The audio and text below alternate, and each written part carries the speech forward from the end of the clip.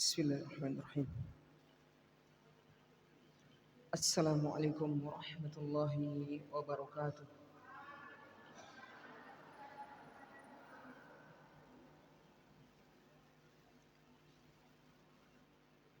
Sebagiannya pindah sebelah kiri saya.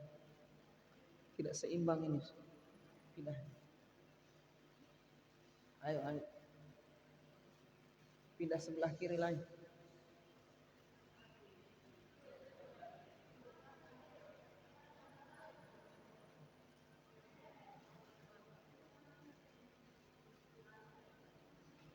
Ya, ayo pindah. Sebelah kiri kosong, tidak seimbang.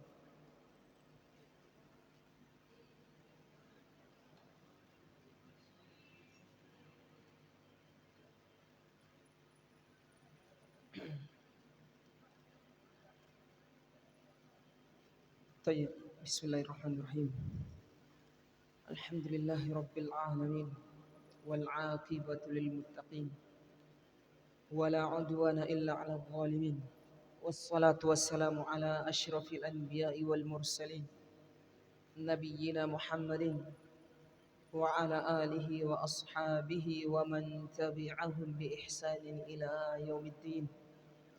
Subhanaka la ilma lana illa ma 'allamtana innaka antal alimul hakim. Allahumma 'allimna ma yanfa'una wanfa'na bima 'allamtana wa zidna 'ilman nafi'an wa 'amalan salihan ya rabbal alamin. Baik ya ikhwan dan akhwat sekalian, para jamaah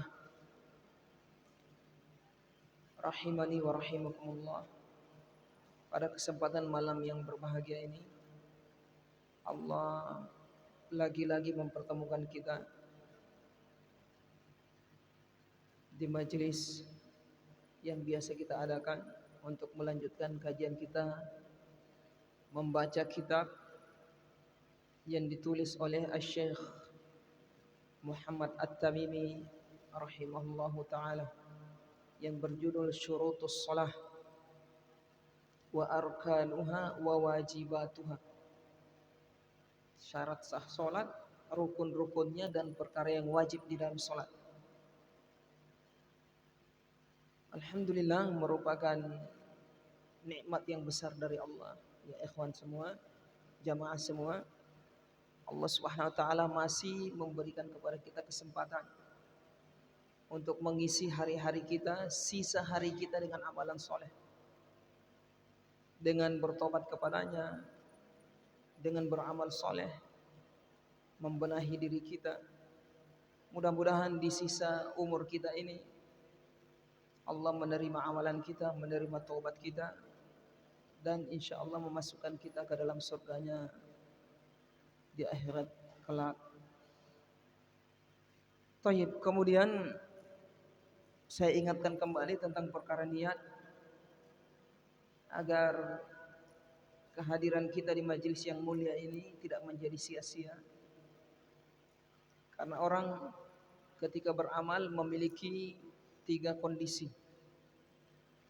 Kondisi yang pertama, ada yang beribadah, termasuk diantaranya mendatangi majelis ilmu, hanya sekedar kebiasaan. Karena terbiasa,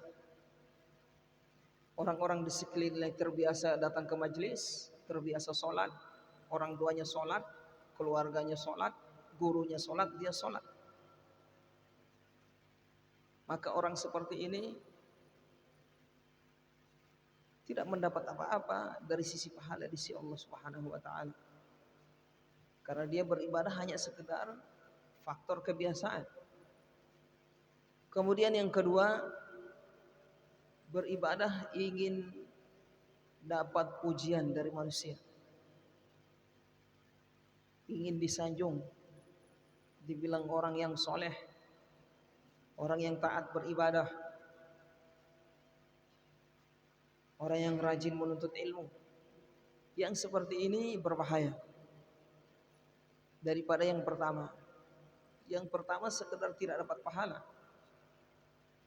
Yang kedua ini tidak dapat pahala, dapat dosa, dan tidak dapat pahala dan dapat dosa. Yang dimana dia beramal riya, ingin dapat sanjungan, pujian, beramal karena manusia. Kemudian kondisi yang ketiga yaitu beramal karena dorongan mendapat rahmat dari Allah, mendapat kecintaan dari Allah. Dia pergi sholat berjamaah supaya Allah mengampuni dosa-dosanya, supaya Allah memberi pahala kepadanya, supaya Allah senang kepadanya, supaya Allah memasukkan dia ke dalam surganya. Nah ini, yang seperti ini, kondisi yang ketiga inilah yang benar. Inilah yang dinamakan dengan ikhlas. Ikhlas itu bukan sebagaimana yang disangka oleh sebagian manusia. Ikhlas tidak berharap apa-apa, tidak benar. Yang benar ikhlas menurut syariat adalah berharap dia, tapi berharap balasan kepada Allah, berharap balasan di akhirat. Itu yang dimaksud dengan ikhlas. Adapun tidak berharap apa-apa ini bukan beramal, tidak disyariatkan, tidak diperintah. Kita diperintah beramal mengharap pahala, balasan, mengharap apa yang Allah janjikan berupa pengampunan, pahala dan seterusnya. Jadi ini yang saya ingatkan agar kita ini menghadirkan niat kita. Imam An-Nawawi dalam kitab beliau Riyadhus Shalihin memulai bab istihdharun niyah. Bab pentingnya menghadirkan niat dalam seluruh amalan. Jadi mari kita menghadirkan niat kita agar duduknya kita ini tidak sia-sia di majelis. Sering para ulama kita menyebutkan bahwasanya di majelis, keberadaan kita di majelis duduk itu ibadah. Jadi duduknya kita di majelis mendengar, menulis itu bukan perbuatan adat kebiasaan, bukan, tapi ibadah. Sama ketika kita sholat, antum rukuk, antum angkat takbir, antum sujud, antum bangkit dari sujud, gerakan-gerakan itu ada nilai ibadah.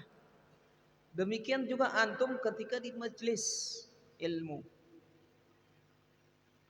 Perhatikan, antunna juga para akhwat, perhatikan. Antum duduk di majelis ilmu itu antum beribadah kepada Allah. Antum menulis, memasang telinga, mendengar, menyimak, berusaha mendengar apa yang disampaikan oleh pemateri, itu ibadah. Diberi pahala. Diampuni dosa Ustaz? Iya.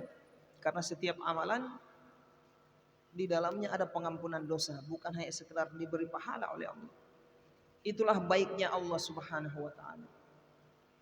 Allah itu memberi ganjaran atas amalan bukan hanya dapat pahala, tapi juga dihapus dosa. Subhanallah. Dihapus dosa. Innal hasanat yudhibna sayyi'at. Kata Allah dalam Al-Quran, sesungguhnya amalan-amalan soleh, kebaikan, sholat 5 waktu, itu akan menghapus dosa-dosa kita. Hendaknya ini hadir dalam hati kita, dalam pikiran kita, benak kita, agar kita tambah semangat lagi beribadah kepada Allah. Dalam ibadah kita, sholat kita, termasuk di majelis ini duduk kita dengar ibadah ini, agar tidak sia-sia. Karena kesempatan Allah beri ini cuma 1 kali hidup kita, belum tentu lagi Allah beri kesempatan yang di waktu yang lain untuk bisa menuntut ilmu. Baik, kita lanjutkan kajian kita membaca kitab ini Syurutus Shalah. Alhamdulillah selesai kita dari syarat sah salat. Disebutkan oleh muallif di sini syarat sah salat ada 9. Siapa yang masih ingat? Syarat sah solat ada 9. Yang pertama Muslim. Ingat, yang pertama Muslim.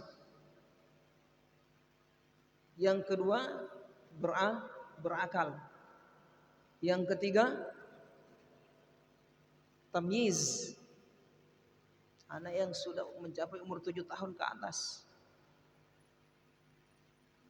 Tamyiz, mumayyiz. Kemudian yang keempat suci dari hadas, baik hadas besar maupun hadas kecil. Kemudian yang kelima suci dari najis. Suci dari najis. Apa yang harus disucikan dari najis? Pakaian, badan, dan tempat sholat. Itu yang wajib disucikan dari sholat kita. Ketika kita sholat, dari diri kita. Ketika sholat, pakaian, badan, dan tempat sholat. Kemudian syarat sah yang ke-6. Siapa yang masih ingat? Apa? Hah? Ayo. Balik.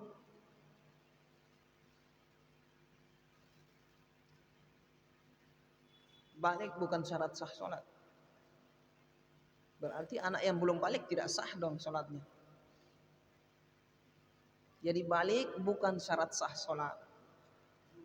Kalau kita persyaratkan sholat harus balik, berarti anak yang belum balik tidak sah sholatnya. Percuma ini yang belum balik-balik sholat. Balik bukan syarat sah sholat. Syarat sah sholat adalah tamyiz, mumayyiz. Sudah umur 7 tahun ke atas. Apalagi yang berikutnya ya ikhwan, yang ke-6, menutup aurat. Harus tertutup aurat. Kemudian yang ke-7, masuk waktu. Sudah masuk waktu. Kemudian yang ke-8, menghadap kiblat. Yang ke-9, niat. Nah, itu syarat sah sholat. Sebelum antum memasuki sholat, ini sudah harus terpenuhi yang 9 ini. Salah satunya tidak terpenuhi, maka sholat antum tidak sah. Sholat antum tidak sah.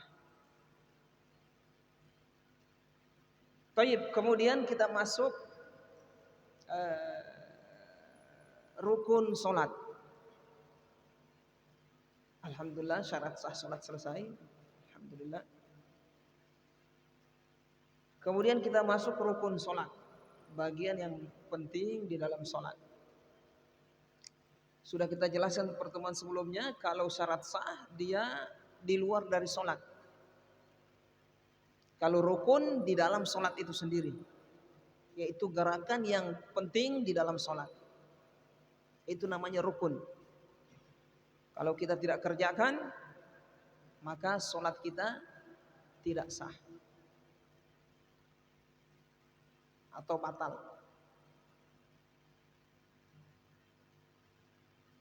Baik. Apa rukun sholat itu? Kata beliau rahimahullah, wa arkanus sholati arba'ata asyar.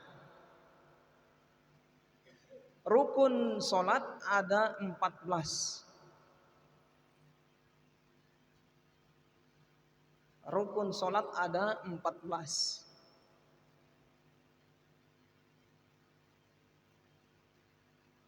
Perhatikan. Antum harus penuhi di dalam sholat ini. Harus lakukan. Antum lupa, sengaja, paham hukum, tidak paham hukum, antum tidak kerjakan rukun sholat ini, tidak sah sholat antum. Sama seperti antum tidak sholat itu. Kalau antum tidak kerjakan salah satu saja dari yang 14 rukun ini. Apa itu? Kata beliau, al-qiyamu ma'al qudrati. Yang pertama berdiri ma'al qudrah, jika mampu. Berdiri jika mampu. Di sini muallif tidak merinci apakah berdiri di sholat wajib atau sholat sunnah. Karena beliau menulis kitab ini berjalan dengan mazhab Hambali, maka yang dimaksud oleh beliau di sini adalah ketika apa? Di sholat fardu. Di sholat fardu. Jadi berdiri dalam sholat fardu jika mampu. Nah, itu rukun yang pertama. Berdiri dalam sholat fardu jika mampu. Dalam kondisi mampu. Jadi antum harus berdiri dalam sholat fardu selama masih mampu. Kalau tidak mampu berarti masuk bab udzur. Tidak mampu berdiri ya duduk. Tapi selama masih mampu berdiri maka harus berdiri antum ketika sholat.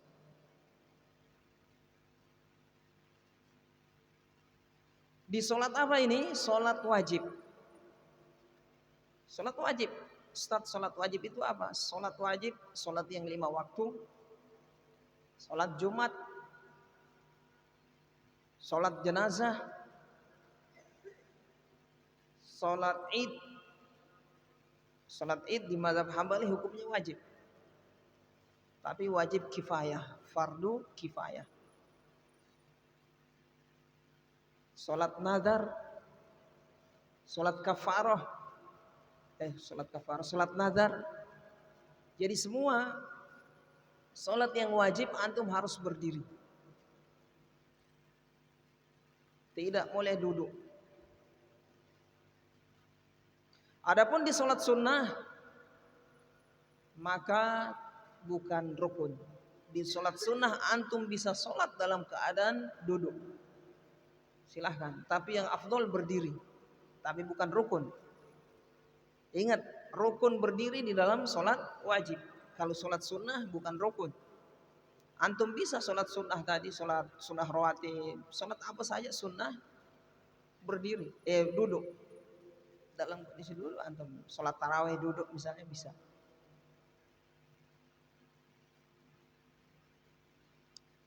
Taib. Ini rukun yang pertama.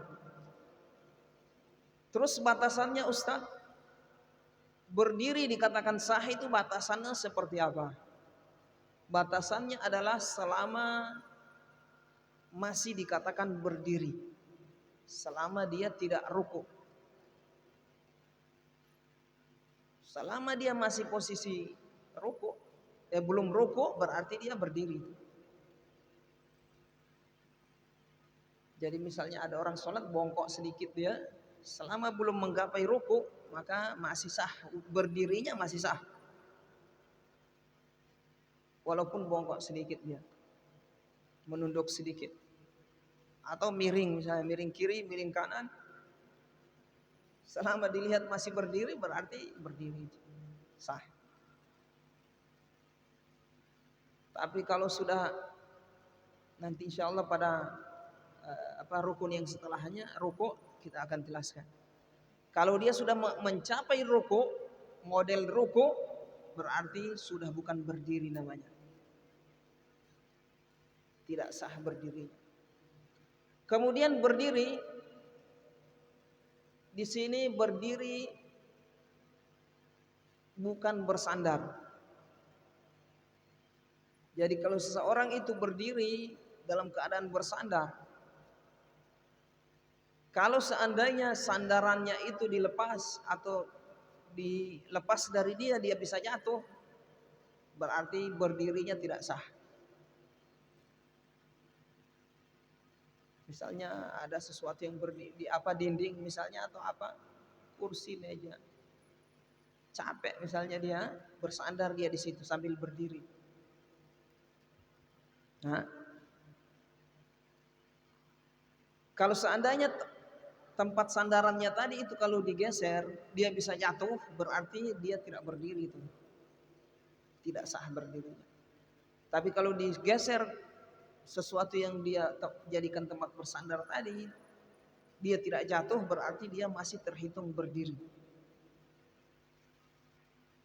Nah ini rukun yang pertama, al-qiyamu ma'al qudrah, berdiri pada sholat fardu jika mampu.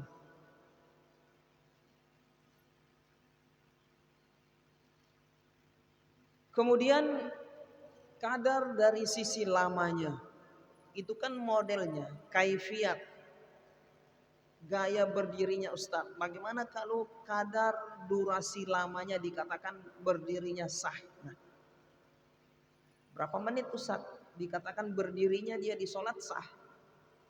Maksudnya berdiri yang dimaksud ini waktu dia berdiri membaca bacaan.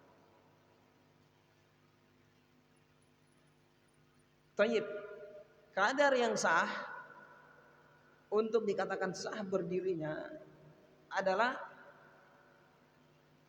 selama sekadar bacaan surat Al-Fatihah. Jadi kalau berdirinya tidak sampai membaca surat Al-Fatihah berarti tidak sah berdirinya. Bukan berdirinya, tidak sah di dalam sholat, berdiri dalam sholat maksudnya tidak cukup. Ini berlaku, ini nanti penerapannya seperti apa? Nanti diterapkan ini nanti di sebagian kondisi, seperti pada orang yang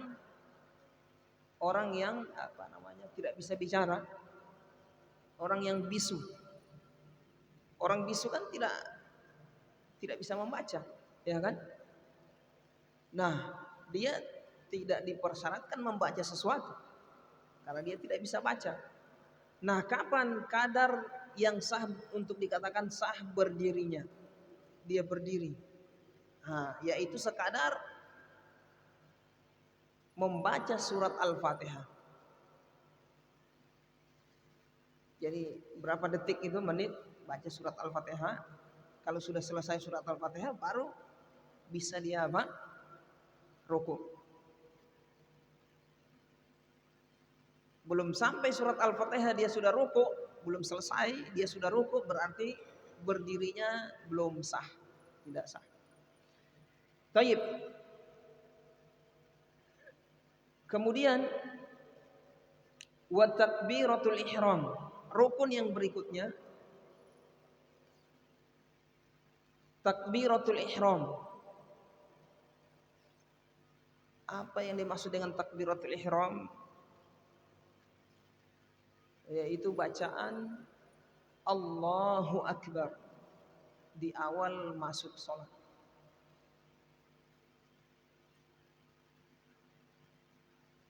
Bacaan Allahu Akbar di awal masuk sholat. Itu rukun yang kedua.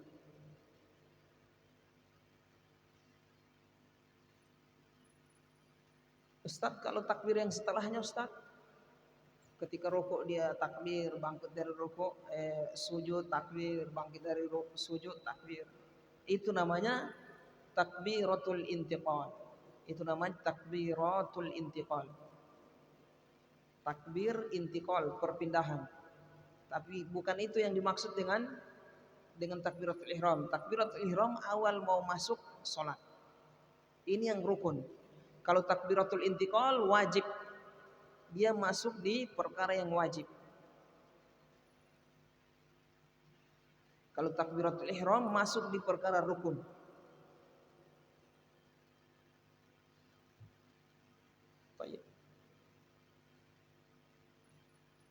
Apa hukumnya angkat tangan sembari mengucapkan Allahu Akbar? Dia akan angkat tangan Ustaz. Hukumnya sunnah. Jadi tangan yang diangkat ketika mau takbiratul ihram itu mengucapkan takbiratul ihram hukumnya sunnah. Angkat tangan sunnah. Tapi ucapan Allahu Akbar itu yang rukun. Itu yang tidak boleh antum tinggal. Kalau angkat tangan antum tinggal tidak mengapa. Tidak berpengaruh pada sah dan tidaknya sholat. Taib. Ustaz, ini takbiratul ihram ini Ustaz, apa ada syarat supaya menjadi sah? Iya, ada syarat. Syarat yang pertama untuk bisa sah takbiratul ihram ini, Yang pertama harus dengan lafaz Allahu Akbar. Tidak boleh Allahu A'zam, Allahu Akram. Tidak boleh. Dengan nama-nama Allah yang lain tidak boleh. Harus dengan Allahu Akbar. Hanya itu yang sah. Lafaz yang sah untuk digunakan takbiratul ihram.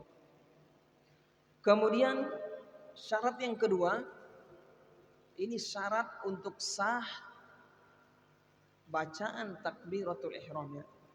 Itu lafaz takbiratul ihramnya harus dengan Allahu Akbar. Yang kedua,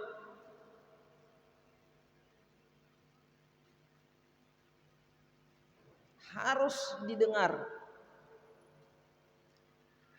didengar oleh orang yang mengucapkan tadi, orang yang sholat tadi.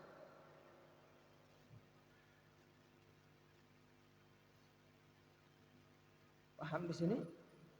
Jadi kadarnya dia harus didengar. Kalau dia ucapkan Allahu Akbar, dia tidak dengar sama sekali, tidak ada suara keluar, tidak sah takbiratul ihramnya. Sholatnya apalagi tidak sah. Tidak sah takbiratul ihram berarti tidak sah sholatnya. Dia harus dengar Allahu Akbar. Itu syarat yang apa? Yang kedua.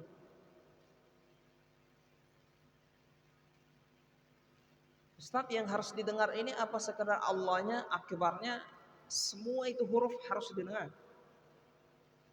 Allahu Akbar, jelas huruf semua harus didengar. Tapi kalau cuma Allahu Akbar, ada yang seperti ini ya? Di sebagian masjid imamnya takbirnya modelnya begitu. Allah ditelan katanya. Biar merasuk ke dalam hati. Tidak sah NTP sholat masalahnya, bukan merasuk ke dalam hati.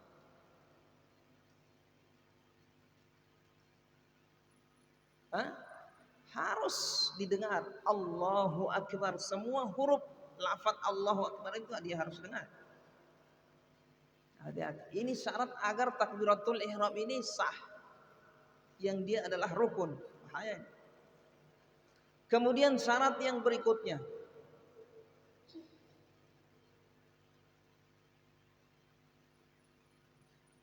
waktu mengucapkan Allahu Akbar dalam posisi menghadap kiblat.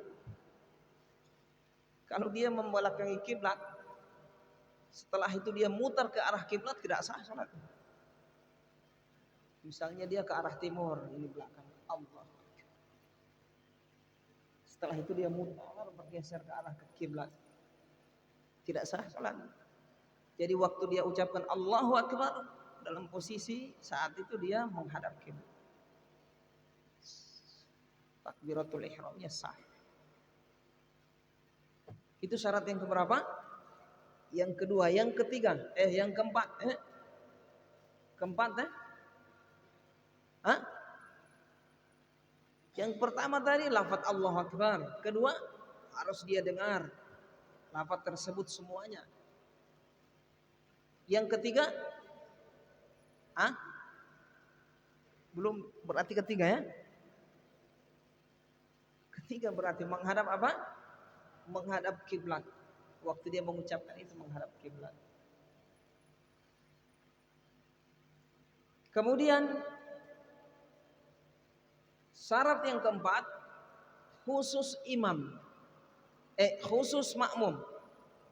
Khusus makmum. Khusus makmum, imamnya harus sudah selesai. Pas imamnya selesai Allahu Akbar, baru dia menyusul. Tapi kalau imamnya baru Allahu Akbar, dia sudah Allahu Akbar, tidak sah takbirnya. Takbiratul ihram makmum tadi tidak sah. Ya jelas sholatnya tidak sah juga. Jadi bagi makmum harus imam sudah selesai takbir baru dia menyusul.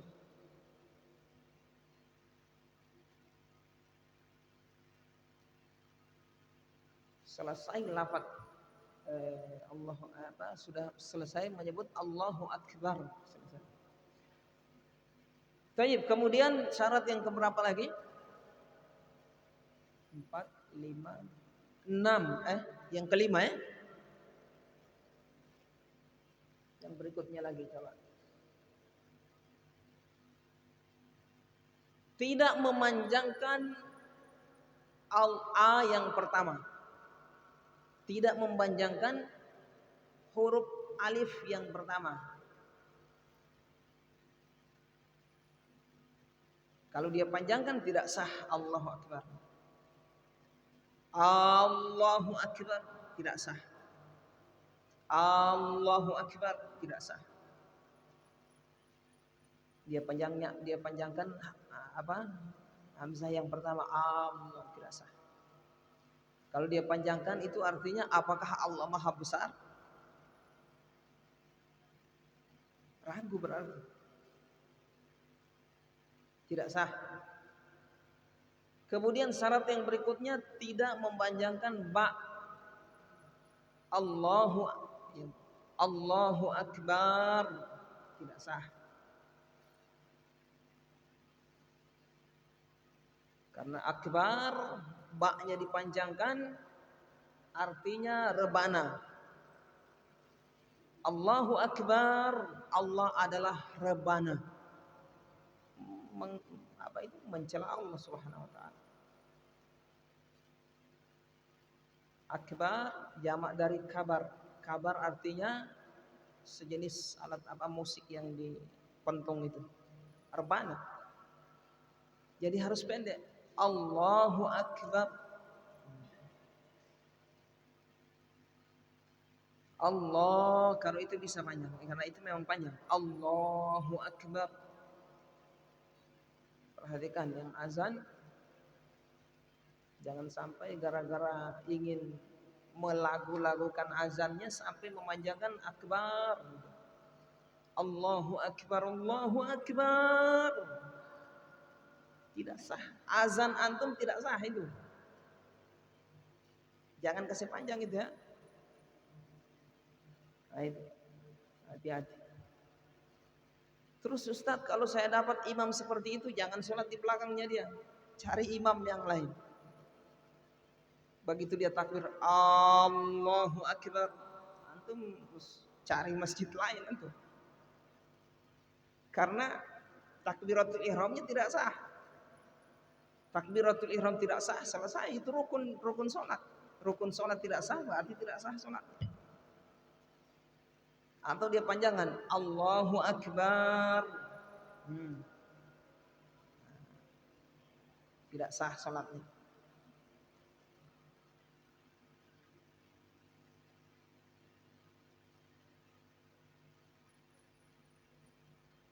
Taib, dia ucapkan Allahu Akbar. Syarat yang berikutnya, entah sudah berapa itu, antum susun sendiri. Syarat yang berikutnya, dia ucapkan Allahu Akbar dalam posisi berdiri. Dalam posisi berdiri. Pada sholat wajib. Pada sholat wajib. Kalau sholat sunnah bisa. Karena sholat sunnah tidak wajib berdiri. Jadi kalau dia waktu Allahu Akbar dalam posisi duduk, kemudian dia berdiri, tidak sah sebagai sholat wajib. Tayyib, itulah syarat sah takbiratul ihram.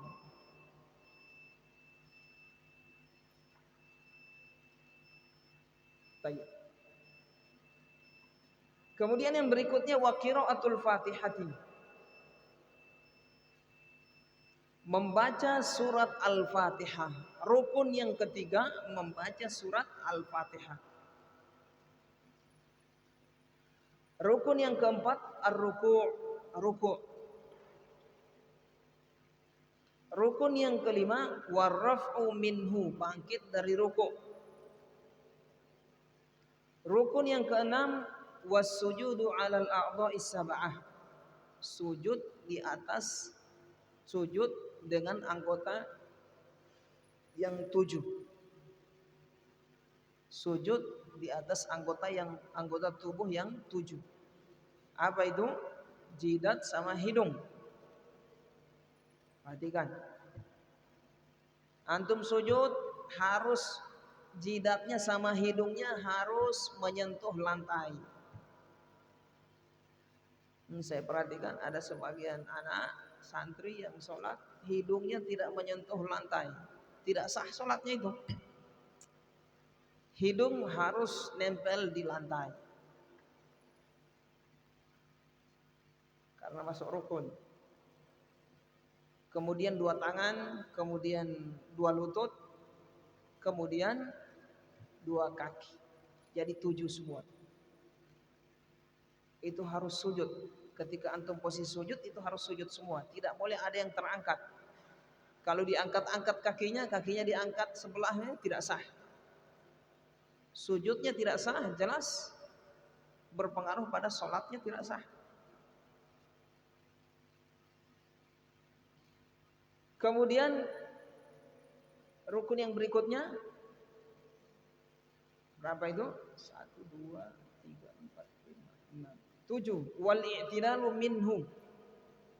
I'tidal yaitu bangkit dari sujud.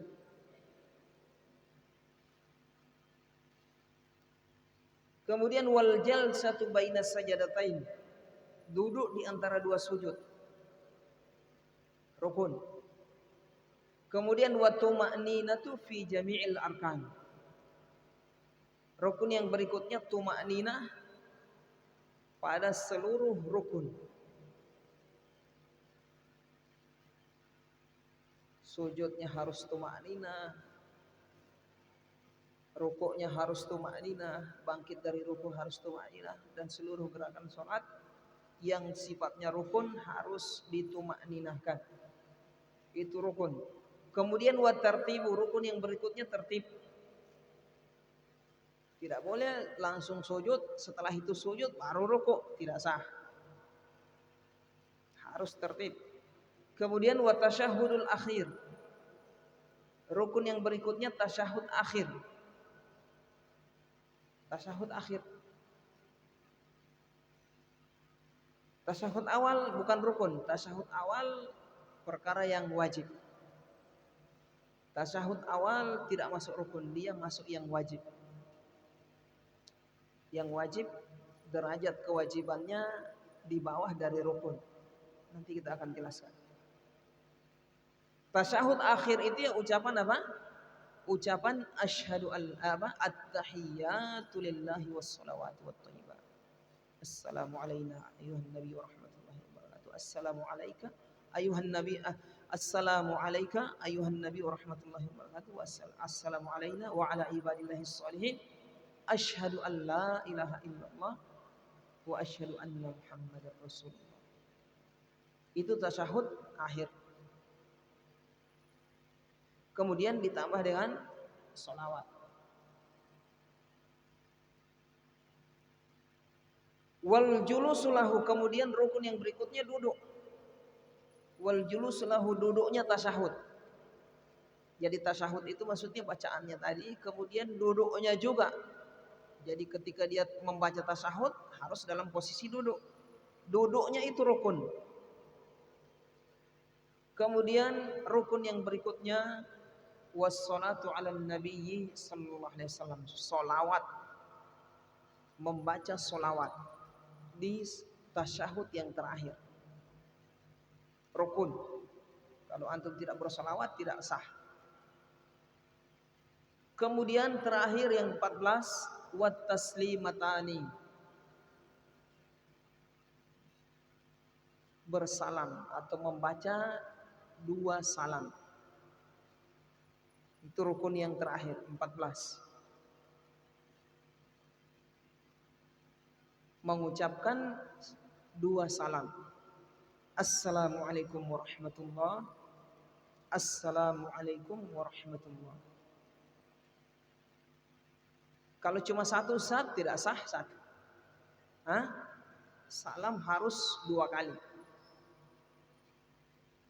Menghadap, salam yang pertama menghadap ke kanan, salam yang kedua menghadap ke kiri, itu hukumnya sunnah. Menoleh ke kiri dan ke kanan hukumnya sunnah. Tapi ucapan assalamualaikum warahmatullah itu rukun. Jadi kalau ada orang yang salam, mengucapkan salam tidak menoleh ke kiri ke kanan, maka tidak berpengaruh pada sholat sah atau tidak. Baik. Dapat kita ambil faedah dari sini, kalau kita mau salam ditunggu dulu imamnya salam selesai baru kita salam. Saya perhatikan imamnya belum selesai salam dia sudah salam duluan. Ini berpengaruh pada ketidaksahnya sholat antum. Tunggu dulu imamnya salam, selesai salam baru antum salam.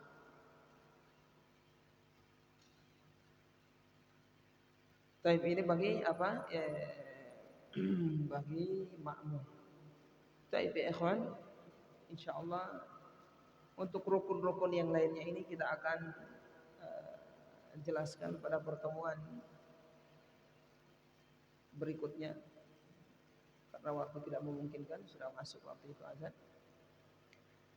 Taib, kita tutup majelis kita dengan membaca doa kafaratul majelis. Mudah-mudahan menjadi ilmu yang bermanfaat. Subhanakallahumma wa bihamdika asyhadu an la ilaha illa anta astaghfiruka wa atubu ilaik.